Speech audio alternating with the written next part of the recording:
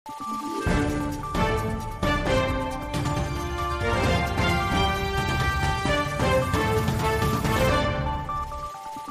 araw, Pilipinas! Ito ang Valiente News hatid sa inyo ng Office of the Vice President. Ipinaabot ni Vice President Inday Sara Duterte ang kanyang taus-pusong pasasalamat sa pagmamahal na ipinakita ng mga Pilipino para kay dating Pangulong Rodrigo Roa Duterte na nagdiwang ng kanyang 80th birthday kamakailan. Samantala, kabi-kabilang pagtitipon din ang inilunsad ng mga Pilipino sa iba't ibang panig ng mundo bilang pakikiisa sa selebrasyon ng kaarawan ng dating Pangulo.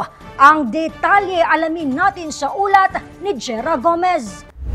Happy birthday, happy birthday, happy birthday to you. Personal na dinaluhan ni Vice President Inday Sara Duterte ang inorganisa na 80th birthday celebration ng mga overseas Filipino workers para kay dating Pangulong Rodrigo Duterte sa The Hague, Netherlands. Nagkaroon din ng munting salo-salo ang ating mga kababayan.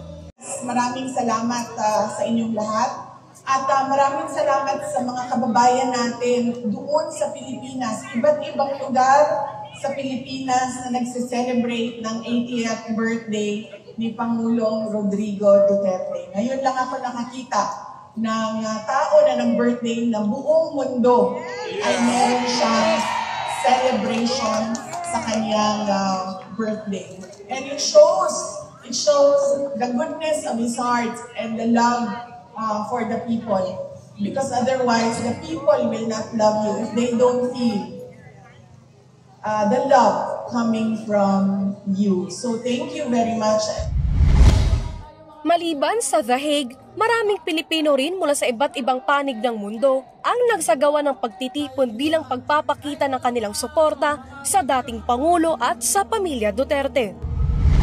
Sa dasal at simpleng salo-salo naman, idinaan ng ating mga kababayan sa Denmark ang kanilang pakikiisa sa selebrasyon sa 80th birthday ng dating Pangulong Rodrigo Duterte.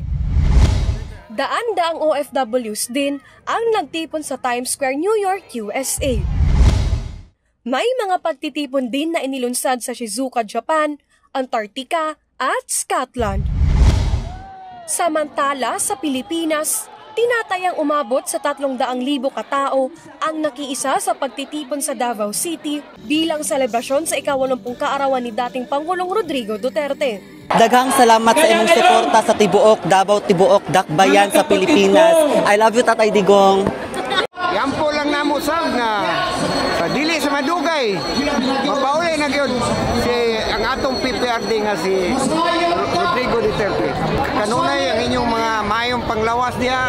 Naging suporta ng Tatay Digong gumikan sa iyahang gihatag sa mga anak kong kaayuan sa Pakibato District, sa nahimong insurgency free o daghan mig mga na-achieve sa iyahang mga gihatag sa amual.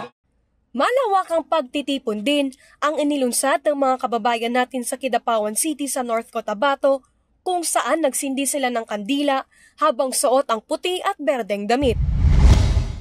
Sa kabila ng pagbuhos ng ulan, marami mga supporters din ang dumalo sa inilunsad na pagtitipon sa Valencia City sa Bukidnon. Sa mga larawan, makikitang naghanda sila ng isang replika ng cake na napapalibutan ng paboritong inumin ng dating Pangulo. Kaparehong aktibidad din ang isinagawa sa Malaybalay City, Maramag, Manolo Fortich at Bayan ng San Fernando sa Bukidnon. Sa SCC Gymnasium Divisoria sa Zamboanga City naman, nagtipon ang mga taga-suporta ng dating Pangulo mula sa Zamboanga Peninsula. Sinalubong naman ng mga taga Cebu ang kaarawan ng dating Pangulo sa pamamagitan ng isang manyanita. Naglunsad din sila ng Solidarity Walk mula sa Plaza Independencia hanggang Fuente Osmeña Circle. Nakiisa rin sa selebrasyon ang mga taga-suporta ng dating Pangulo sa Bacolod City. Nagsagawa naman ng prayer rally ang mga taga-Kalibo Aklan. Sa kalye naman ng Mendiola sa Metro Manila, nagtipon ang mga taga-suporta ng dating Pangulo mula sa National Capital Region. Bumuhos din ang suporta ng mga taga Dumaguete City para sa dating Pangulo. Iba't ibang pagtitipon din ang inilunsad sa Surigao, Pagadian City, Talibon Bohol, Bislig City, Isulan Sultan Kudarat, Tagbilaran, Hingoog City, Bilar Bohol at iba pa. Jera Gomez, lahat para sa Diyos, bayan at pamilyang Pilipino. Valiente News. Mga netizens, ibinahagi ang kanilang kwento kasama ang dating Pangulong Rodrigo Duterte. Mga bata mula sa House of Hope gumawa ng birthday greeting card para kay FPRRD. Ako si Claudette Loreto para sa makabuluhan, naninindigan at matapang na mga ulat at impormasyon. Maraming salamat.